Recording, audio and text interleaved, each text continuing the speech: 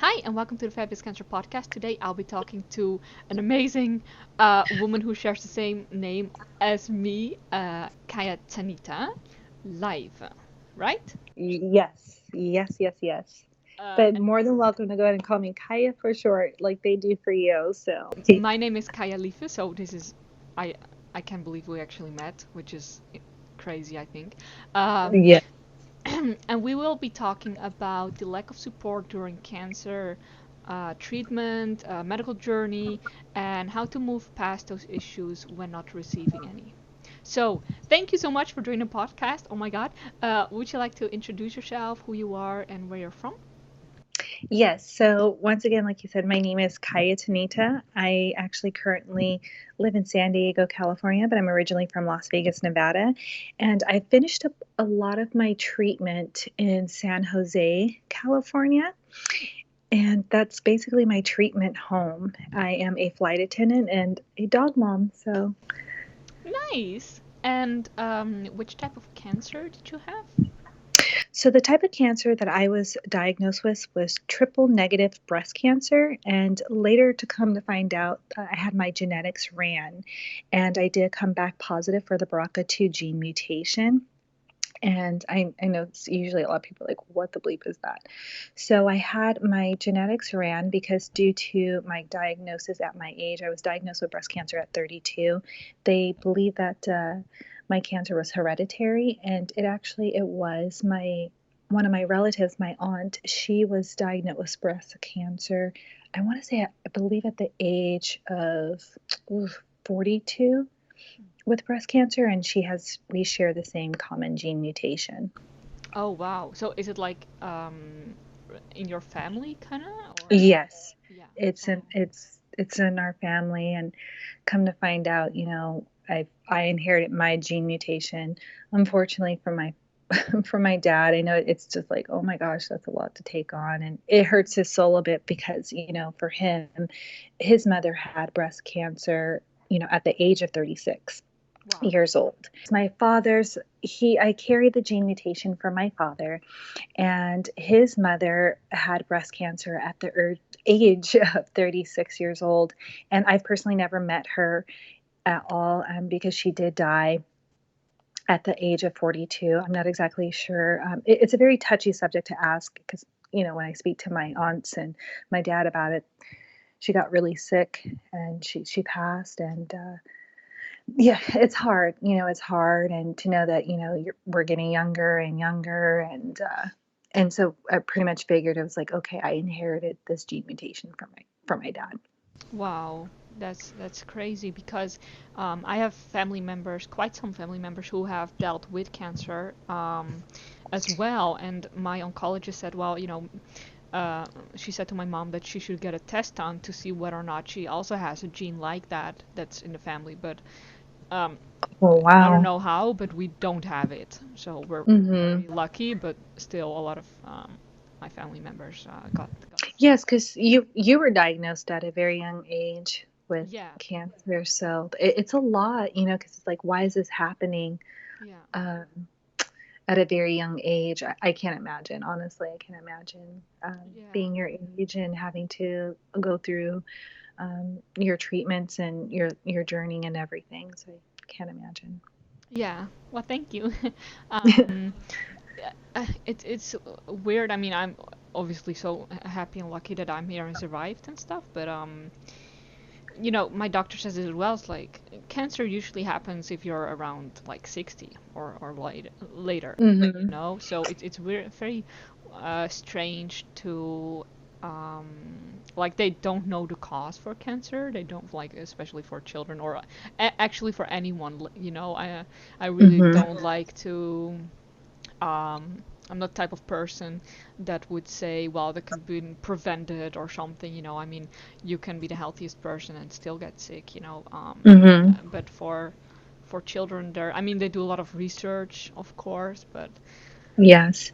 I think people fail to understand, that's something at one point I asked myself, why me? Why did this happen to me? Because I was, 33, 30, well, I'm 33 now, but 32 years old, and I have breast cancer. And I couldn't understand because it was like, I believe I'm a fairly healthy person I know that I stress out, who doesn't Mm. have like their everyday stress, but cancer just honestly does not discriminate. It doesn't matter what race you are, Mm. how old you are, and where you're at in your life. When it's time, it's time. Yeah. And that's something that I've kind of understood. And I never understood why children, will get cancer. I think that's what bothers me the most is seeing little ones having to go through treatment. That's what hurts me the most. And, you kind of go into a shell, and it's a very humbling experience too, where you're having a come to Jesus moment and you're just like, okay, just things are happening for a reason to kind of, have you be present and make you fully aware and count your blessings. And that's something that I've always tried to now is try my best to be present as much as possible. Yeah, absolutely. And I have the same, and not to waste time. I used to waste a lot of time, Mhm. even as a survivor, because not like I just was so overwhelmed with everything that I want to do and achieve, and I'm like, oh my God, but where do I start? Now I kind of have a routine, thank God. Mhm. But and like it's also for me a choice. Like, okay, if I'm being lazy and not being decisive about what I'm doing, it's also a choice. So I better do something that Mhm. helps me motivate to kind of organize my life and just be grateful for everything. That has a lot of happiness and brings a lot of joy as well in really small things. Yes, the little things matter. Honestly, they really do. And I mean, I had a moment where I was out on the beach recently and I was just so excited to, be able to walk the beach and just be so close to the water. And it was such a beautiful day in San Diego. And I'm picking up seashells with kids. Aww. And I feel like I'm a big kid, so I still collect seashells and everything. And I was so stoked to see that there was sand dollars. So I just remember just kind of running towards like where there was a sand dollar, and I couldn't believe I spotted it with how far it was. And then next to the sand dollar there was a ladybug, and I was just so just smitten and happy at that moment because I haven't seen a ladybug in so long, Yeah. personally for me, in so long. And it just kind of gravitated towards me and then just came up my hand, and there it went. And I was just pretty happy, and I was just like, oh my gosh, like I'm just so happy I was able to kind of see this little cute little bug Yeah. out of everything, next to the sand dollar, and next to the water. And the gentleman walked by and he was like, hey, what are you doing? Like, I'm playing with a ladybug. And he was like, oh, well, that means good luck. And it's Aww. just it was just the little things like that, it humbles you, and you're grateful for, and you're just feeling blessed at that moment. And at that moment I felt lucky. It was just like, oh, okay, I was able to, see this little bug and kind of enjoy it and just feel like a little girl again. Yeah, but it's true, and the funny thing is that I also talked to another cancer survivor, a friend of mine. But she's Dutch, and the interview was in Dutch, but or the podcast was in Dutch. Um, and she's also like, when I go to a theme park for a day, it's like the best thing. But like the thing that she really enjoys most is like just eating pancakes. Mm-hmm. Like of course also the rides and everything, but like really tiny things and not have to. And I said, yeah, it's not about buying all the things around it, like all the costumes and like a hat and some more thing to kind of fill in a void or something, like shopping. Yes. Yes. And and, it's and just, just yeah and just yeah, that's the best way to describe it. It's filling a void. yeah, and just to appreciate that and appreciate that you're here, and you have the ability to. And I really like to hear that from so many people. Well, so many, Mm-hmm. yeah, from quite some people. It's like enjoy the little things, and that's really priceless, basically. Yes. Yes. It really is. I mean, it's just every day is a blessing, and that we're here. Yeah, and definitely. and yeah, it's like little gifts every Yes. time that we're able to wake up and be able to feel pain, to feel sadness. I know that's just so terrible to say, but it's just knowing that like I'm here and because other people don't have that opportunity sometimes, and they're still craving and wanting those as much time as possible. Yeah, absolutely. And I agree with you. And I actually thought about that recently because I was thinking about like back when I was a teenager, I was very like depressed and stuff, and Mm-hmm. and I was like depressed, suicidal, and I was like, oh my god. But or well, more like I didn't know how to cope with life after cancer, and now I'm so happy that obviously I'm here and stuff, but I'm also I'm so happy too because how am I else going to go ahead? That just, I mean, especially being able to find you, and being able to hear your truth and everything. And it's just crazy. I'm like, how, my aunt told me, she was like, it's like the universe aligned and that's just God working and making his way, working through me and through you because Kaya Leva, like how common our names are not that common. And so just yeah. to kind of see that, like, that's like that's a big deal. And I just can't believe I had the opportunity to be able to find you and talk to you and kind of build, a friendship here. And it's just, I'm just so excited and blessed. And I'm so happy that your life has made that turn and seeing the outcome. Thank you so much, and I agree because now I'm like, how bad everything was, it's double as good. Does that make sense? Yes. Mm-hmm. Um, Mm-hmm.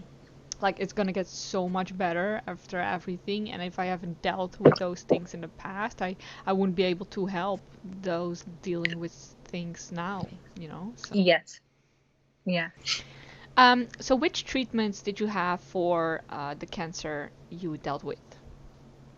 Okay, so the treatments that I went ahead and completed, thank goodness, was I had a double mastectomy done, and that means that I had both of my breasts removed. I do still have one of my right nipples, but they went ahead and they removed the left nipple, and I plan to go ahead and remove the right one. I know that's like a lot to take in, and a lot of people are like, wait a minute, your nipple is gone. The reason why is because with me, my stage was so my cancer was so aggressive, and it it was very large. So I was stage 3, and that's the reason why they went ahead and they had to take the nipple and everything, and I was totally fine with that, but I just didn't understand when I woke up and there was the right nipple still there, and I said, okay, like I asked the question, they're like, oh yeah, because we're going to go ahead and do nipple reconstruction, and I'm like, oh wait a minute, did I agree to that? So everything was just so happening so fast during my journey that, I was like, man, did I like totally forget to ask, like, are you taking both of the nipples? So that's kind of like one of my advice is double check to make sure if they're taking both your nipples, if you want to keep them or if they're not or whatsoever. But so I did have the double mastectomy done. I went through 6 months of chemo and I had 6 weeks of radiation. And radiation was tough, towards the end. And I think that was kind of like the hardest part of my journey because usually, typically, some women, they do struggle with the thought of like losing all of their hair and, because we're losing bits and pieces of ourselves while we're doing this. And for me, like I said, everything was happening so fast, and I just really wanted to kind of get through it and get it over with and get it done and just kind of move forward because I was like, I have plans. I have so many plans and so many things I would like to do in my life. I just kind of want to get through this. I wasn't really necessarily thinking. And the last thing on my mind was worried about, hey, is my hair falling out? Honestly, I just kind of looked at it like, oh, yes, one less thing I have to worry about was just hair. Because when I look back at it, I'm like, there's no way I could have been able to do my hair or want to do my hair because it would have just been a matted mess. Yeah. Because I was so tired sometimes, and then it's just like the little things when I was going through treatment. for chemo, I was excited if I could put my face on, and meaning by that, just putting my makeup on and putting on decent clothes and kind of feeling good about myself and being comfortable within my own skin. And, I wasn't embarrassed by my bald head or anything like that. I just kind of embraced my bald head. I had to because I hated wigs. Yeah. I was going through hated wigs. I was having hot flashes. I couldn't stop sweating. So the last thing I wanted to do was just wear a wig or wear anything on my head. I had to just take it all in. I'm like, hey, this is me. This is me raw. And, I'm okay with it. And, I don't want anyone to get, usually typically like when people see someone bald, there's the sad eyes, and it's like, no, I'm okay. Like, I'm okay with this. Clearly I just ripped off this wig and I'm sweating. I'm like, I'm embarrassed of the fact that I'm sweating so much. I'm not even worried about like, hey, is there hair on my head? Yeah, so it's just those things like that. So that's what my treatment plan looked like for me. And radiation was rough. That's like a whole nother subject on its own. I was telling my aunt yesterday, I was like, my gosh, like I wish you would have gave me like the biggest warning sign of my life. But in a way, I'm like, oh, it's kind of good she didn't, because I probably be like, no, I don't want to do radiation. I would have chickened out or something. Yeah. She was just, she was very vague on certain things because she didn't want to traumatize me. Oh yeah. So, because, when I was initially gonna do chemo, I didn't want to do chemo. And I just remember walking into that room and walking into that space and seeing an older woman, getting her treatment, and she was just slumped over, and that just scared me so much. And I just ran out of the room. I was like, no, like, this is not me. This is something I don't want to do. I'm all about, holistical healing and just eating right. And I was like, no, I just don't want to do this. And I ran out of that room, and my boyfriend caught me, and he was like, no, we're going to go ahead and do this. It's going to be okay. Cause you're just automatically thinking that like I'm going to look like that woman, or something's going to be really bad. I could possibly die. And I'm just thinking the worst. I just had so much, negative thoughts, and my demon was just sitting on my shoulder, just racking my brain, and, telling me like, hey, you're not going to get through this. You're not going to get through this. You're not going to survive that. And that wasn't the case. Wow. That's crazy because when I was I don't think I ever shared this, but when I was told I had cancer, the first thought I thought was like, okay, I'm gonna be dead soon. And then the doctor kept talking, and then I'm like, I'm not gonna die. Like, there's no way that I'm gonna die. And a time, like, my mom looked at me with really pity eyes. I was in chemo, and I said to her, and she just looked at me. I know she was upset, and I said to her, I'm not gonna die. Like, I'm not gonna die though. Like stop looking at me with pity. I'm gonna survive this. So I know. Oh my gosh. you It's know. like it's like, stop looking at me like that. Like, Yeah, like I'm not don't say dying. that to me right now. Like, I'm gonna be fine. Like, we're gonna get through this. Yeah, Oh, definitely. moms. Yeah. That's a But whole nother story. yeah. Oh Oh my my God. goodness. But Yeah, so I definitely get it. yeah.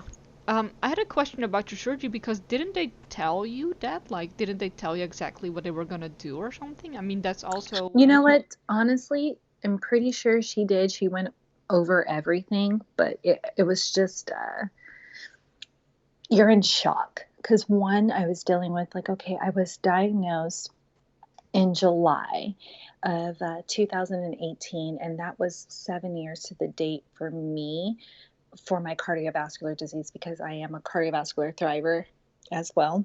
Mhm. And I was in shock. I was in shock that I was like, oh my gosh, I can't believe I have cancer. And it's like 7 years apart. Like, I'm going through another situation. I have another disease. I'm having to, fight through something. I'm like, I just want to live. And there was a point where I said to God, like, give this to somebody else. I've already done my time. And I already understand that life is so precious. Like, why do I have to do this, carry this another burden? And that's where I was so upset. So for me, I know that, that probably was gone over with me. They Mm. did probably, I now when I'm thinking about it, I'm like, okay, yeah, she probably had me wide open and, was looking at everything and was talking me through it, but I was just in shock. I was in shock. It was so fast. I remember when I told them, I was like, hey, just take both of the boobs. Like, they were in shock that I even probably said that, because no woman wants to take both of their breasts, but me, I was like, take both of the breasts. I don't want them. I'm not hoarding them. I don't want to keep them if they're such an issue, and I don't want this to come back. And I remember telling him I don't want to be like a 2-time, 3-time survivor for this, and just being insensitive to the moment, because it was just like, I just don't want to like have to deal with this ever again, because I just, in my mind, was like, I want to live. There's things that I want to do. There's things that I want to see, and I just don't understand, like, why am I getting another situation like this? And so I'm pretty sure she did. I'm pretty sure she did, but I was just so in shock, still, because there was a period that you're in shock, and what is it? You're on fire flight, or you're just. It was a good week. I was Mm. trying to process everything and trying to get my life together within a short period of time. And with me being a flight attendant, it was like, okay, I got to get this time off. I have to do this, and at that time too, I didn't know how long chemo was going to be. So I was like, I'm going to have surgery. I'm going to have to purchase this. I have to get everything. I was trying to get as much as I could in order. Yeah. Yeah, yeah, and I feel like that's a difference between having cancer when between me, because I had cancer when I was a child, when you're an Yeah. adult is especially like young adult or in your 30s or beginning 30s or something like that, is you're when I had cancer, it was okay. I'm in survival mode. Like Yeah. school, whatever, high school, whatever. It's completely irrelevant, and it's just Mm-hmm. pure survival. And like it takes everything in order to get through this. And obviously, if you're an adult, you have to think about like so much more. And I also think about an interview I did with Fabian Bolin. He had cancer when he was 28, and he just started his career. And he was so Yeah. mad because the doctor was like, well, the chemo is going to take 2 years, and he's like, I don't have the time for that. It's just like, no. I mean, Yeah, it's just like, what do you mean? I don't have time for chemo. Like, yeah, and I remember I was like, so can I still work?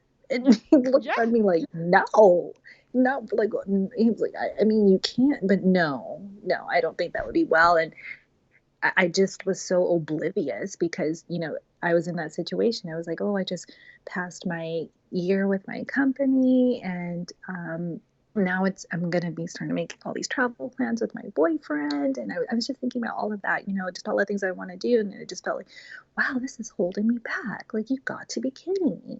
I was right. so angry. And I told him, I was like, well, how come I had cardiovascular disease and then 7 years later I have breast cancer? It makes no sense. And the the breast cancer was, where located where my heart was at. So I was like, someone needs to explain this to me. And they're like, well, those two are not related. And I'm like, well, then what happened? Yeah. Like, what happened in 7 years where I have this again? And I was reading something random where, they say that like it takes up to 7 years for your body to completely regenerate your cells and everything. And honestly, I really do believe that when I think about it, because I'm like, okay, 7 years, my body went ahead and it regenerated. And then I had the light switch, turn on for me a lot earlier, for cancer. So, and I just really, sometimes too, I think I'm like, man, maybe, hey, this is thrived from stress. I was under a lot of stress and trying to get acclimated with, my new surroundings, living at the Bay Area at the time. So, I can understand, like if I, how stress affect me, it does. It creates diseases in Yeah. my eyes. Yeah. Yeah, and that's kind of the annoying thing about cancer, is that there's not always a specific reason why. I mean, especially if you look Mm-hmm. at other people, their stories, if like you can be 80 years old and have been smoking for 60 years, or I don't know, 60 years. I cannot do calculations. Let's just say 50 years. um, or you can be the healthiest person, always doing exercise, fitness, stress free, kind of, relaxing, and get sick, and of course you can say, oh yeah, it's the stress, but sometimes you just, We honestly just don't know. yeah, We honestly just don't know. But things just happen for a certain reason. And too, and I think about, I'm like, hey, this slowed me down for a reason, and it allowed me to just kind of take a look at to find out what was important to me and what was going to be important for me in my future and with my boyfriend and everything. So yeah, um, absolutely. so that's, I just made me stop and be a lot more aware of what changes I needed to go ahead and make for myself personally. Yeah, definitely, definitely. So I have a question about what what did support look like for you and your co-survivor? So the support for me, I was for me, I'm so grateful for my boyfriend because he was there from the beginning to the end. And me, even too, when I was having my concerns, about my breast, I was like, it's really large, it's itchy, it's weird. And he would just like, you need to go and go to the hospital. You need to take care of yourself and find out what's going on. And when it kind of just started progressing, where I did have like the nipple discharge, and he was just always showed so much concern, and he wanted to be there and he wanted to be present with me. Um, and I'm so grateful for him. And I am so grateful for my sister and what she, played her role for me, because when I had my double mastectomy done, I, prior to that, I explained to her, like, hey, I'm going to be doing chemo treatments, and I was just kind of venting and stressing, thinking about, I'm going to be doing chemo treatments, and they told me I needed to go ahead and freeze my eggs, and I don't have any children right now, so I just kind of need to go ahead and make those decisions for myself and figure out what we're going to go ahead and do. But I know that Danilo and I were going to go ahead and figure it out. And so she, as soon as I woke up after that surgery, she was like, I started a GoFundMe for you. And I'm like, what? Like, Wow. and I'm like, no, I don't want it. And me and my pride, I was like, no, I don't want to like be, bugging people for money or asking people for money, because that just wasn't me, and I just didn't want to do that. And she was like, no, like, you need help, and you're going to need all the money you can get for your treatment, and you're going to have all this time off, and you're going to be out for a while. So she helped me that way financially, where I can, you know, be okay. And it's hard because things are quite expensive, especially being a young woman without any children. And you're thinking about, hey, I'm going to probably go into premenopausal, or I may not get my cycles anymore, and I need to freeze my eggs. So it's a lot to think about. And like I said, everything was happening so fast within a short period of time. And my other third support was my aunt, my auntie Wanda. She, oh my goodness, like, she called me every day, or if I didn't hear from her every day, then it was every other day, and I got text messages and so much support. And she was a breast cancer survivor too, like I mentioned. And she was so, gosh, sometimes I just want to like cry, but she was just everything in the moment to kind of keep me level headed. I feel like, keep me level headed and keep me going. And I'm just so grateful for her. So those are my three people, I was happy to have be my support system, it. And honestly, when I look back at it and looking at it now, that's all I kind of honestly needed. And knowing that then, in those feelings, I was like, how come I don't have, both my parents, rallying to support me, and, support my partner, and, be there for us at a really hard time. And I struggled with that so much personally. That was really, really hard for me. And not having, people there, I had all these expectations, and I was expecting everyone to be there, and it just wasn't that wasn't really necessarily the case, because when I had my going through my cardiovascular disease, having 2 mild heart attacks and having the surgery, I didn't have a big support system at that time either. Just a few people that I had be there. And I was expecting like, hey, family's going to be there. And that just wasn't the case, you know. And now I tell myself, I'm like, thank you. Thank you for not being there. Because, too, I know when people do open up about their cancer journey or what they're going through friends or family, everyone wants to put their 2 cents in of how and what we did wrong or what we could have done better, or how could you get this, and just, oh, well, you need to be making sure that you're eating vegan, or you need to be, you know, my friend had cancer. It just all these little things like that. And it's just like, look, I'm going through a rough patch right now, and that's the last thing that I need to hear. So they were like kind of blaming you in a way of like, or like could Uh, have prevented it?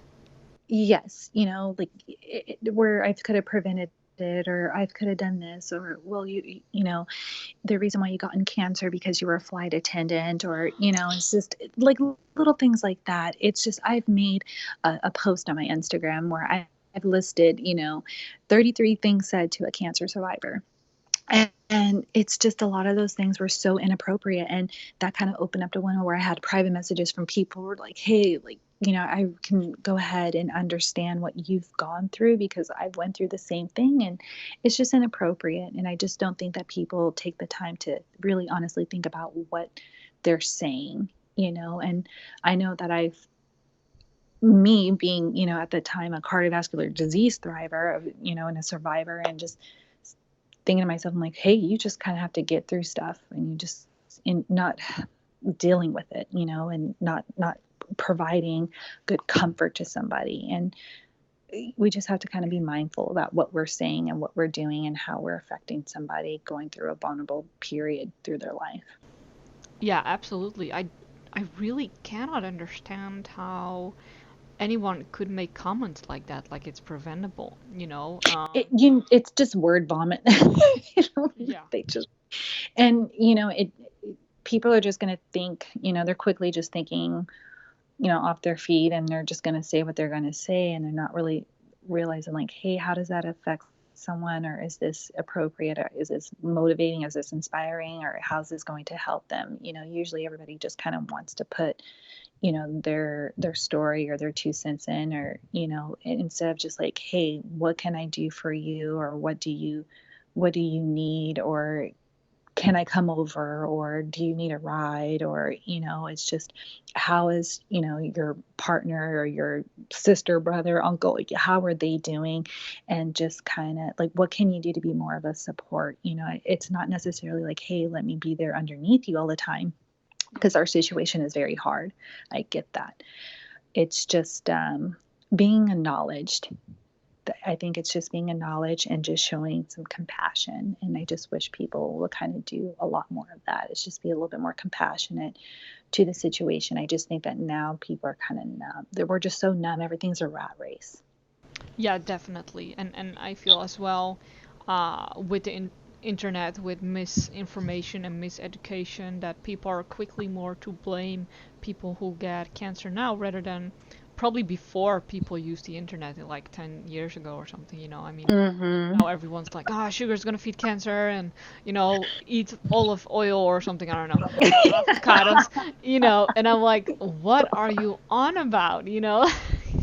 Well, obviously you cannot eat olive oil, but you know what I'm like, or like, you know, put lemons in your water for chemo, or to not have It chemo. just, I'm like, shut up. You don't I, need your advice. You don't know anything. No, no, they don't. It's just all the little crazy little recipes and remedies that everyone has for you. It's it's Yeah. so funny. And you're like, "Oh, okay, but thank you." You just don't know how to respond at that you know, in that moment, and you kind of take it in, and you just kind of note it to yourself. Yeah. Note it to yourself, and you're like, "Okay, don't ever do this." And they're just teaching moments, because it taught me a lot, you know, too. I'm like, don't do that, and just be a little bit more conscientious about what you're saying, and just actually think before you speak. Really think before you speak, and that's something, you know, I've thought about a lot. I'm like, okay, you know, it's just, I couldn't believe that. I'm like, man, I have so much stuff listed, you know, on my notes. And that's so odd to say. It's terrible. Like I would just kind of note things down or note, journal, how someone had affected me during that day. Mm. And that's how I just kind of came up that list. Like every time I spoke to someone or interact with somebody or someone commented on something, it was noted. And Good. You know, like I just because feel it's like I just said. Sorry, what were you saying?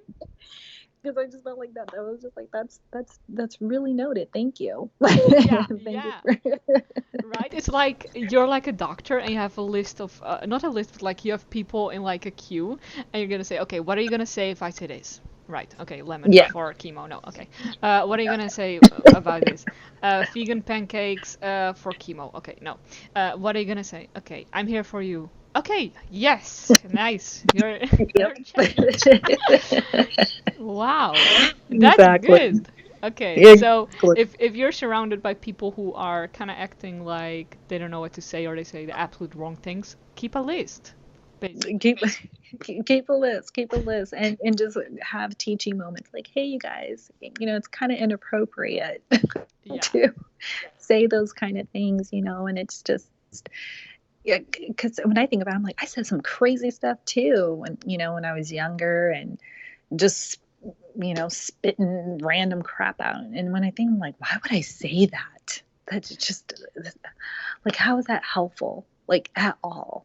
And Yeah, none of yeah. it is. None of it is. And it's just like that's so inappropriate. And all I can say is like, I'm so sorry for being such a dumbass. But it's just like, it's like, please forgive me. Like, please forgive me. And I was so ignorant.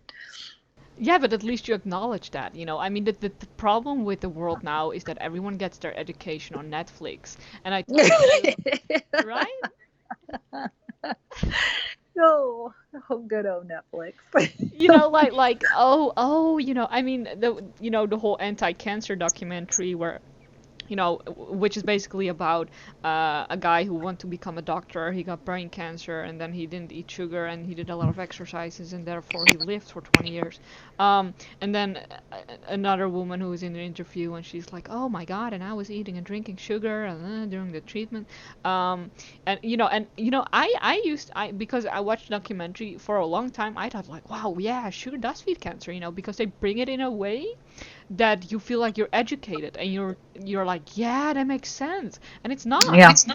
I mean, Hmm. when I had chemo, I drank 1 liter of chocolate milk a day, Oh, and I ate so much ice cream, I ate so much sugary stuff and everything. I mean, and it's not just about that, it's also like about other things on Netflix.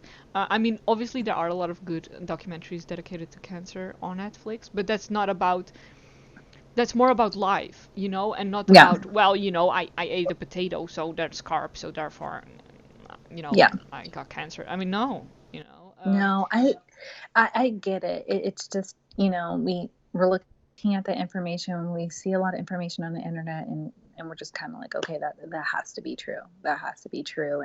And one woman I met through a group meet, she was like, I had cancer, I beat cancer, and I'm going to continue to eat what I want and live my life. And I'm not mad at her, and it's just, she was like, I watched my mother die of cancer, and she was so conscientious about what she was eating, what she was doing, and how she was living, and she was miserable on the last days on earth.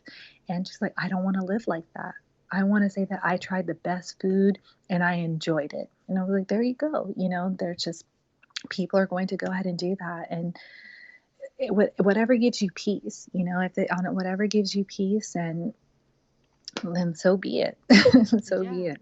absolutely. But people shouldn't get stressed, like, with what people say to you, because and it doesn't obviously have to be about Netflix or something, but I mean, I just feel like it's because it's not just about cancer documentaries. Like, they do so many documentaries that I feel like this is completely true and this is facts and stuff, and it's not. And then they try to educate people who are actually dealing with stuff like cancer, and they're like, yep, the lemonade is really gonna kill you, and I'm like, It's it's so whatever. I just The lemon thing, that's too much. I've never heard of that one. I do drink lemon water, but I just like, because I like flavored water, because I like to put fruit in my water, and that is so weird. I've never just like heard of it. I'm like, lemon? Y'all really believe that? No. No, Yeah. it's not going to eat the cancer away, but No. that would be then, if that's the case, I would have never had cancer, because I always have lemon water, or lemon water, or some kind of citrus in my, water now and then. So I honestly, I don't believe that at all. No. And a lot of that stuff, thank goodness, like my boyfriend, like, half that stuff, like, look into it, listen, but don't be too much into it. And that's where he offered really good support in that manner, where he just kind of kept me, protected.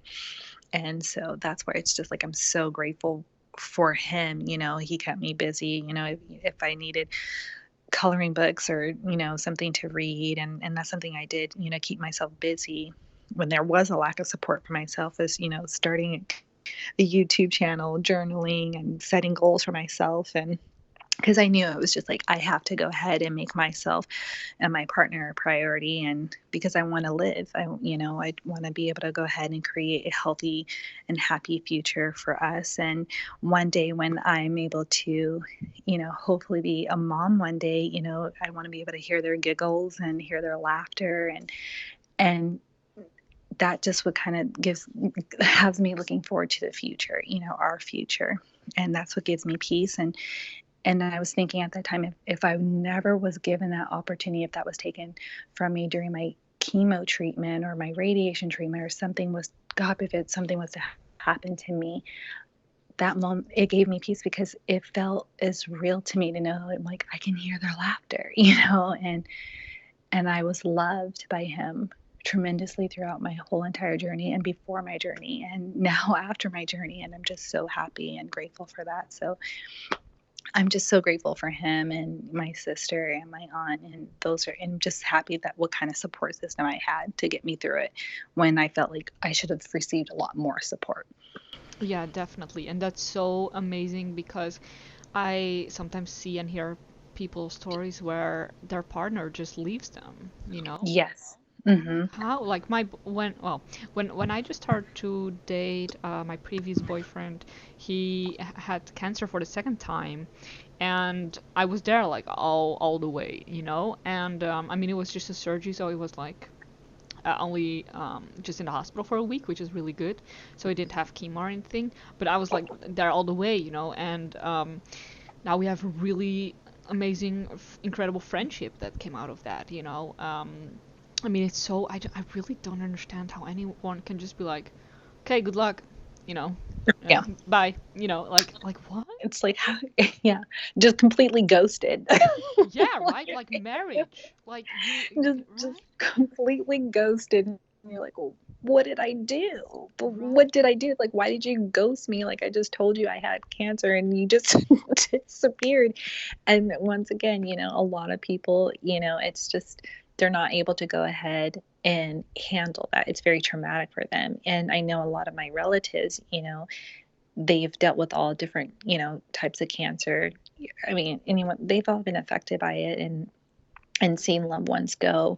And my thing is like, hey, but I'm here, you guys, I'm here now. So, can we think about what's happening now?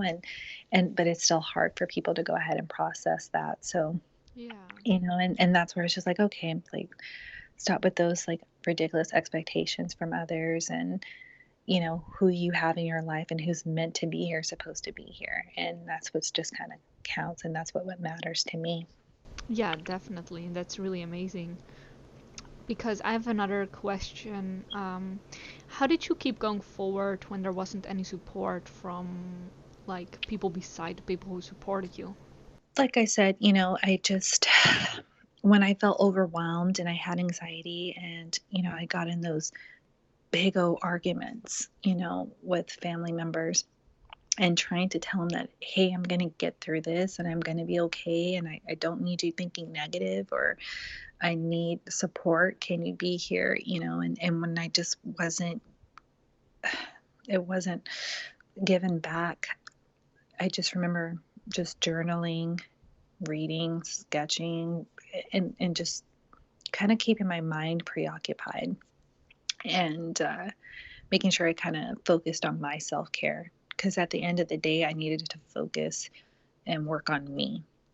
Yeah. And I know that everyone is struggling with so many demons, and they kind of want to take maybe your situation and make it about them, and it's so hard. And I had one particular moment where I had to, it's like, please, I just want you to be positive for me during my journey. And I just want you to, if someone asks about how am I doing in my journey, tell them that I'm okay and I'm strong, because I just want to send out good energy, and I want them to go ahead and give me good energy, because I need to get through this. I don't want anybody's, pity eyes or, or just feeling bad for me. I want someone to be like, she's doing well, she is strong, and continue to keep her in your prayers. I don't want just negative light, negative energy. And I really just think that's really important.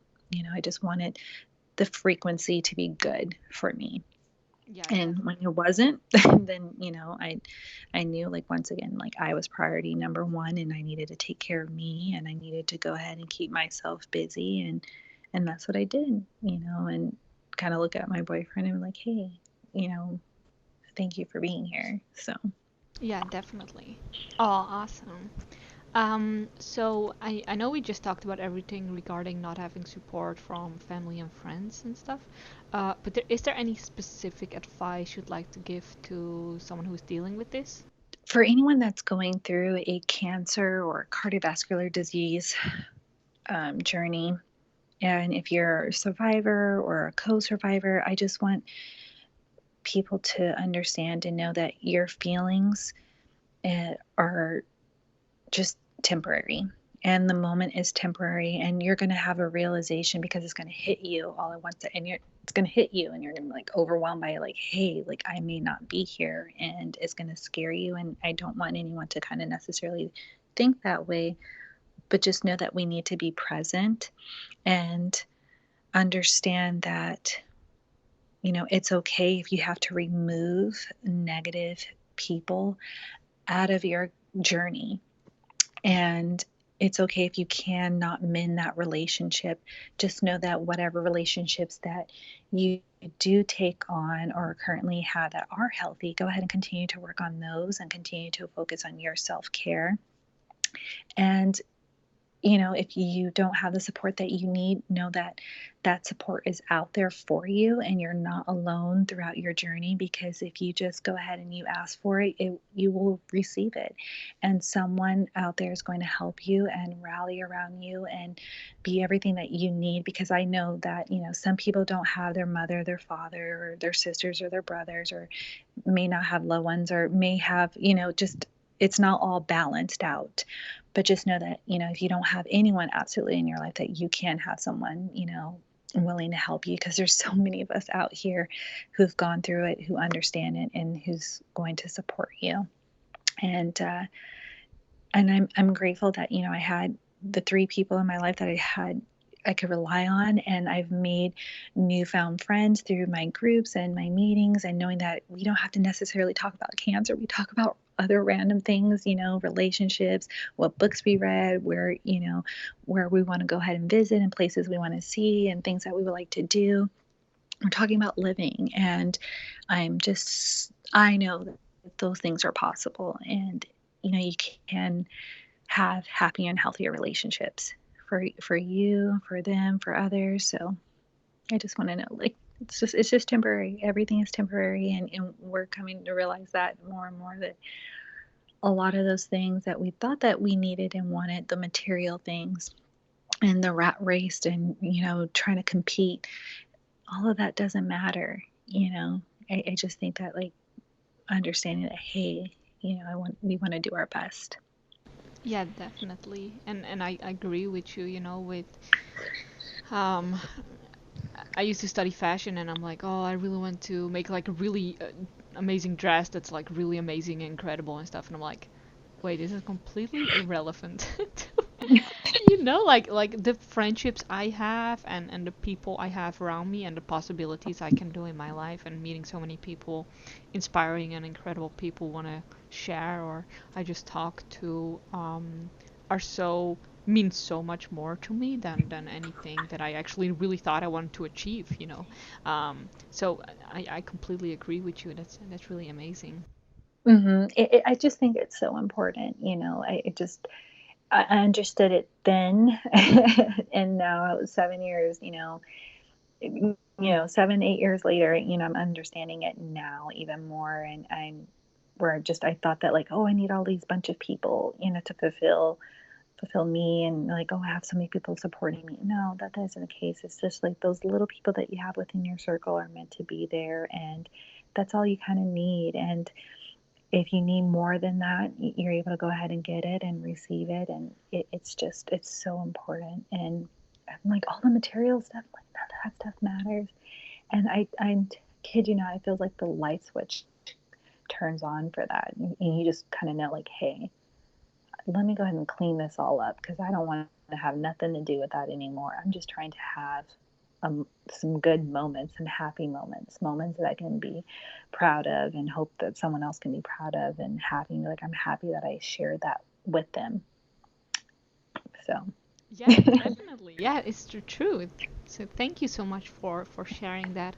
thank you. Yeah. So you also have a really amazing YouTube channel where you share your story. Where can people find your channel and reach out to you or get in contact with you? Yes. So people can go ahead and find me just about on all social media.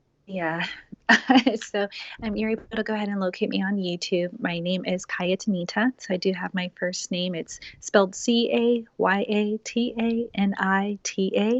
And you can find me on Instagram as well.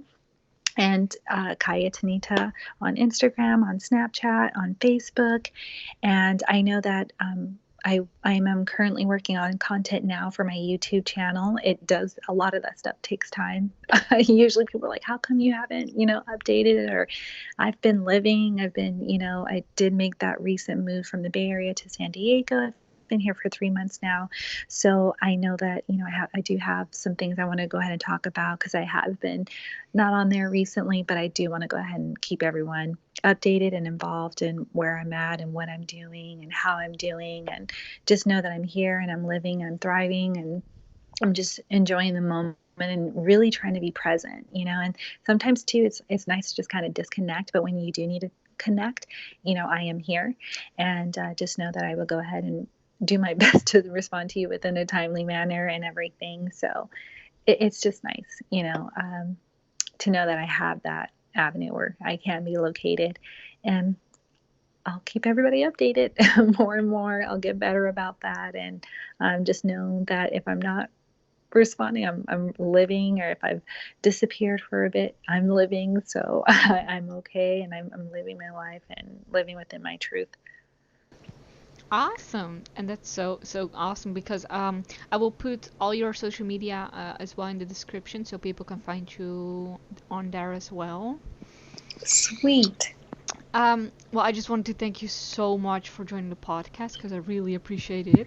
No, I'm so grateful that I was able to find you, and just so like tickled that the fact that, like, oh my gosh, like somebody, we share the same name and you've gone through a cancer journey too. So it's really nice. So I'm so grateful. Thank you for having me on your platform, and I can't wait to go ahead and meet you in person and be able to go ahead and thrive together.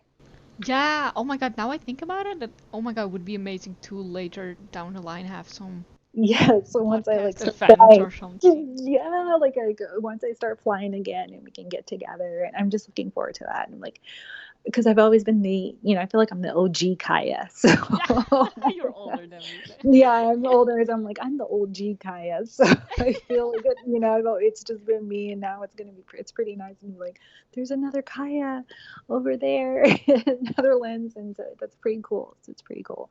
Right, I love that. Okay, well, thank Yes. you so much for listening. I'll see you in the See you next next. podcast. Yes. Bye. Bye. Bye. If you want to listen to more podcast episodes or want to get in touch or join the podcast, go to instagram.com/the Fabulous Cancer Podcast. Thank you so much for listening, and I'll see you in the next podcast.